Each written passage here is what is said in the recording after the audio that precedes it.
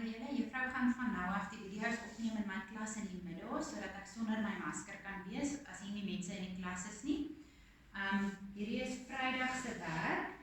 Elke tweede week op 'n Vrydag doen ons 'n deurlopende assessering. Julle is nou al gewoond aan dit, ons het so gewerk by die huis ook. Ek gaan gou saam met julle die storie deurlees. 'n Leeftyd van tyd. Het jy al ooit gedink hoeveel tyd jy aan alledaagse dinge bestee? Dinge wat jy amper nie eens kan onthou jy gedoen het nie. En waaraan bestee ons die meeste tyd in ons lewe? Om te slaap in ons slaapkamers. In jou lewe gaan jy omtrent 18-20 jaar lang slaap.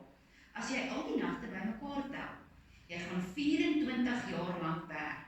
Die gemiddelde mens kyk vir 8,5 jaar lang na 'n televisieskerm in hulle leeftyd. Kyk na hierdie interessante lys van waaraan ons die meeste tyd en lewensjare bestee. Dan wys hulle vir ons, jy eet en drink 3,5 jaar lang. Jy gesels 2 jaar lang. Inkopies doen 1/3 van 'n jaar. Voor die rekenaar sit 1 jaar. Vakansie hou 1 jaar van jou, as jy al die vakansies bymekaar sit, is dit 'n volle jaar. Lees 1 jaar en iets vir ander mense doen 1 jaar van jou lewe lang. Goed, hierdie is gemiddeldes. So hulle het na baie mense gevat en gekyk, party doen meer en party doen minder, maar die gemiddelde mens. Goed. Dan gaan julle vir my die vragies antwoord. Hierdie is net hersiening oor alles wat julle die afgelope 2 weke gedoen het. So hierdie werk gaan oor saamgestelde of enkelvoudige sinne.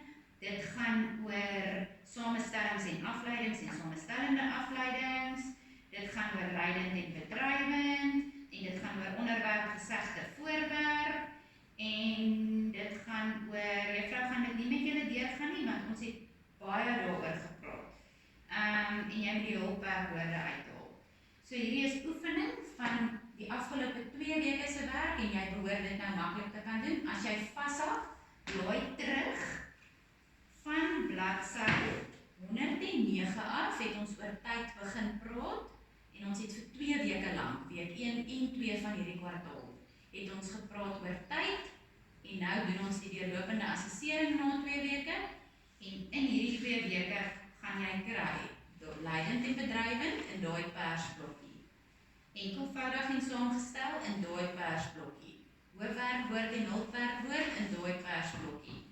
Goed. En dan hierdie was maar net begripsoefeningies gewees. So in daai persblokkies, hier is idiome. As jy vashak met die deurlopende assesserings, dan blaai jy altyd terug na jou persblokkies toe en gaan soek daar en kyk of jy kan toepas dit wat jy geleer het die afgelope 2 weke. Lekker naweek hou julle.